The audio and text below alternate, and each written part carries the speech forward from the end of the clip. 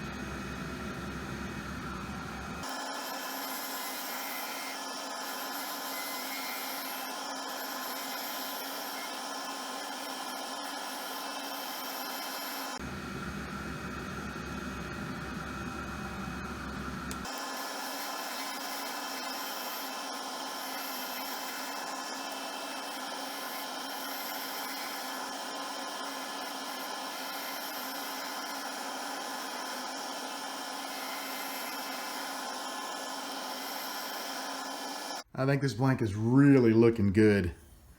I absolutely love how it turned out. I think this blank turned out fantastic. I'm so happy with it. And I know there are a lot of you who see me, when I get a blank close to the bushings, I'll keep taking that tool and just taking these light passes, and I'll feel and take another pass. And I get a lot of comments where people will say, why don't you just break out the sandpaper and sand that blank? And truth of the matter is, I can't stand sanding. I do not like it. I like to turn the pen as close as I can. I like to get as smooth of a surface as I can when I turn it, and that way my sanding is a minimum. I do have to do a tiny bit of sanding on this blank, and because this has the Paduke and it has the Bacote next to this maple, that will bleed. So what we're going to do is we're going to put a light coat of CA glue. This is just thin, one coat right on the blank. We're going to let that air dry, and that is going to act like a sanding sealer. So now I can sand this blank, and it will not bleed into, the darker colors will not bleed into that beautiful bird's eye maple.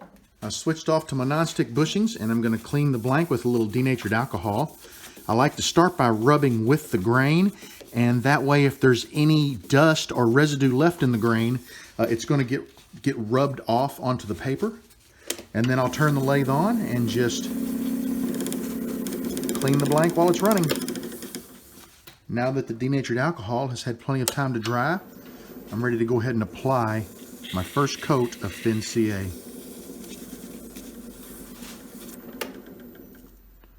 Look at that. That's going to be one gorgeous mechanical pencil. I'm going to shut the camera off. I'm going to put 5 coats of thin, 3 coats of medium, and we'll be back to take a look at it right before we micromesh. I put a CA finish on this blank. I just finished micromeshing it. It looks incredible. I'm ready to take it to the buffing wheels. We're going to buff it up, and it's going to be assembled into a modified mechanical pencil.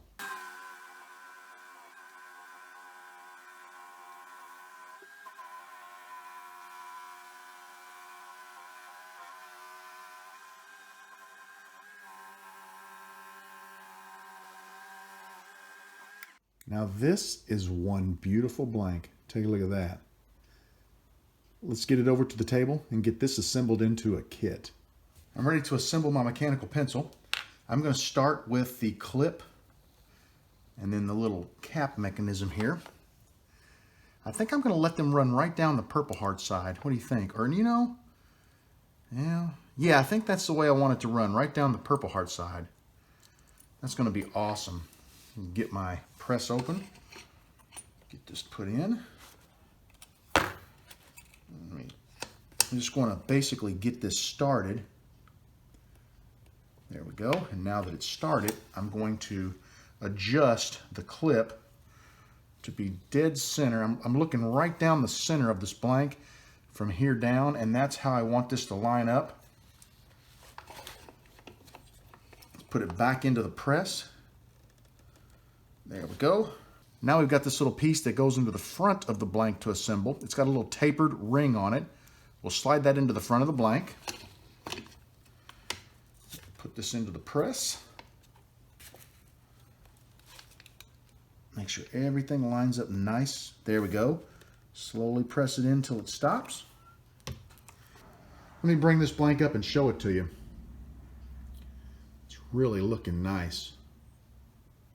All right, let's finish assembling this. We'll go ahead and we'll take our mechanical pencil insert and we'll slide it down inside of the blank. It protrudes through the front. We're going to thread our nib on.